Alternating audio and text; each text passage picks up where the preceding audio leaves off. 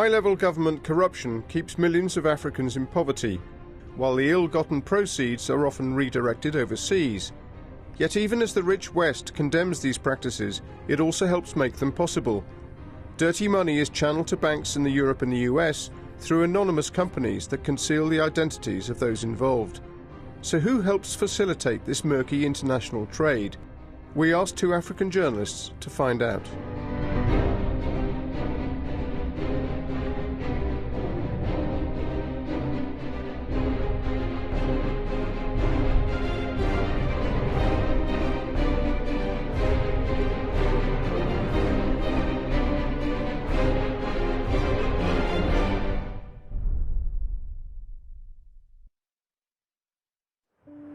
It's easy for the developed world to look down on Africa, with the poverty and the corruption. And it's right, corruption does make us poor. But without the developed world, the big corruption couldn't happen. These rich countries promise Africa $50 billion every year in foreign aid. Yet my continent loses an estimated $148 billion every year to corruption. And it's these same rich countries that supply the getaway vehicle. Most of the stolen money ends up in bank accounts in some of the richest countries in the world. My name is Stanley Kwenda. I'm a journalist here in Zimbabwe, and I want to find out why the developed world makes it so easy for corrupt African leaders to steal from their own people. I'm on my way to the east of the country, where 6 years ago, huge reserves of diamonds were discovered. These diamonds gave the people of Zimbabwe a brief glimmer of hope, but from the very beginning, it's been the same old story. Allegations of corruption have dominated talk about the diamond sector. Behind me are the Marange diamond fields.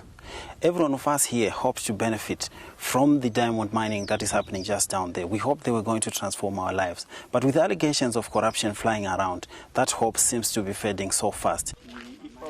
Marvin Mudiwa lives near the mines and is a community leader. The surrounding region is one of the most impoverished in the country, desperate for the development that the profits from the diamonds could bring. But he, like everyone else in the area, has become depressed by the ongoing reports of corruption.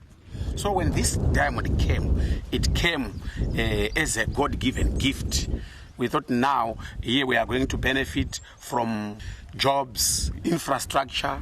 We thought maybe our roads were going to improve, so that generations and generations will benefit from this. Not one individual. But what is happening, honestly, it's a shame. But it is not only locals who believe that corruption is dogging the industry. Since the formation of the coalition governments at the last election in 2008, control of the government ministries was divided between President Robert Mugabe's ZANU-PF party and the former opposition party, the Movement for Democratic Change.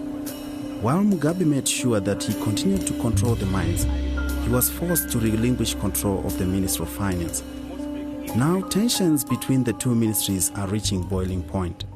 And according to the Zimbabwean Minister of Mines, at the current production level capacity, these fields have got the ability to generate $2 billion every year for the country's struggling economy. But the Minister of Finance, Tendai Biti, says much of the money coming out of these fields is finding its way into the pockets of individuals. No longer with direct access to the country's treasury, local and international NGOs fear that Mugabe is using the diamond money to maintain his grip on power. Back in Harare, I asked the minister what evidence he had to prove the money was being stolen. Well, the only evidence I have is that we're not